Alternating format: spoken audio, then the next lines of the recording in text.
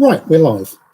Good evening and welcome to EvilGinger Miniatures, where, as ever, I am operating from the pit of, because the office still is in order and downstairs is still being sorted out. Though I will be posting pictures of workspace at some point. I finally got workspace that I could take pictures of on Sunday just gone, having spent a considerable amount of time rearranging stuff and moving stuff around in the office. The office should be a go for the week. By the way, the waggling about is the fact that I'm on a wonky desk and I can waggle it about by doing that. You needed to know that. In the office, I will have a proper desk and I'm going through the process of sorting out a proper computer. Unfortunately, it's been 20 years since I knew anything about computers, so it's all changed. And I'm having to relearn stuff. However, I'm sure Igor's £3,000 will buy me a decent one. Come on. Anyway, you may have noticed that the thumbnail for this was a bit odd. Not my usual thumbnail.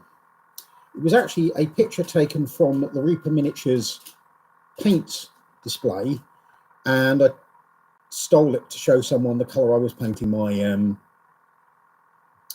KNLI infantry. Well, that's the base coat from muddy green. It's a bit brighter olive. The reason for that is that very shortly I'm going to be stocking them, and if I can get into Books and Banter and have a word with them there, I will be running a small shop out that place. It was planned before I had my little turn over Christmas, but it got rather delayed. These are Reaper paints. These are what they actually look like. This one has been used. As you can see, they are really nice paints. They are probably my favourite paints out there that aren't enamels, because I think enamels are wonderful, even if they dry very slowly. They do have the annoying drop ahead pot, and it does do the usual thing with dropper pots and leak through the top. As you can see, capillary action is still a thing, and it does goop up the pot sometimes. I have a selection of them. Another downside to them is that they have a horrible habit of, you rub the writing off the label as you're unscrewing it. But I'm going to be doing a restock, and there will be more of this. Some of it will be for sale. See, that one I've had a while because it's not a colour I use very often. But this is a purple wash. It's quite an intense purple wash, but it's, if you thin it down, it's really good for clear work. And there's a nice bright blue. They do a lovely grey blue, which I use for all sorts of things. And it's the perfect colour for the undershirts that British soldiers used to wear from about the 1880s to, well, almost World War II-ish. Definitely early World War I. But that's basically the paints I'm going to be using.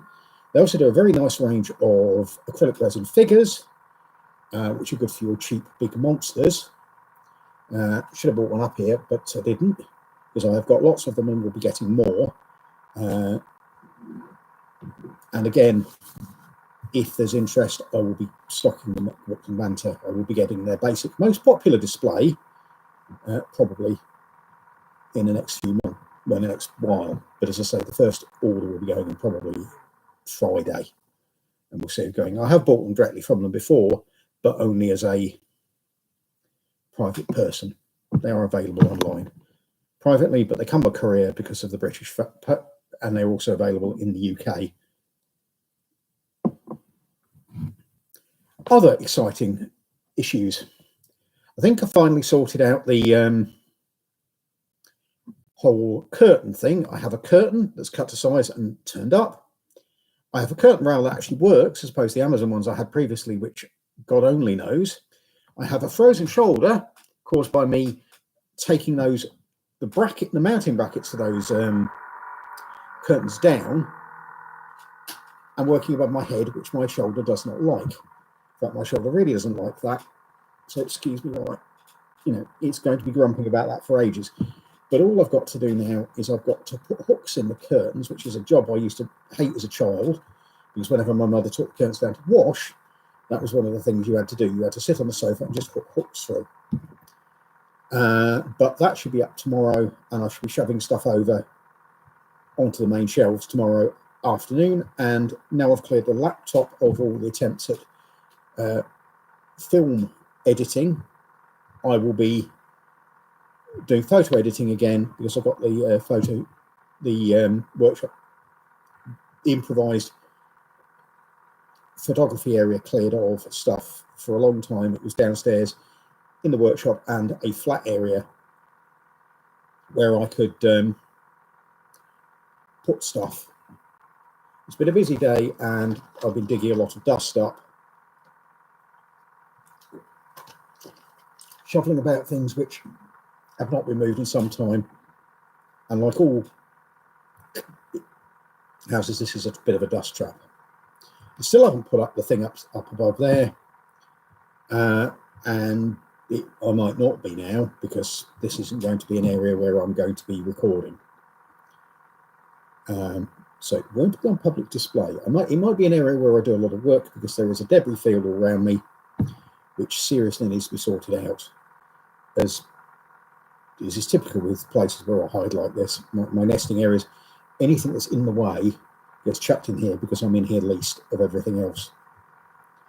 But Reaper paints are coming, including their very nice metal primer, which I haven't got anymore, which I've run out, which is one of the reasons I need to put an order in, and which comes in 3 different colours. Comes in mid-grey, about the same colour as Citadel models nowadays, a bit lighter than Citadel models nowadays,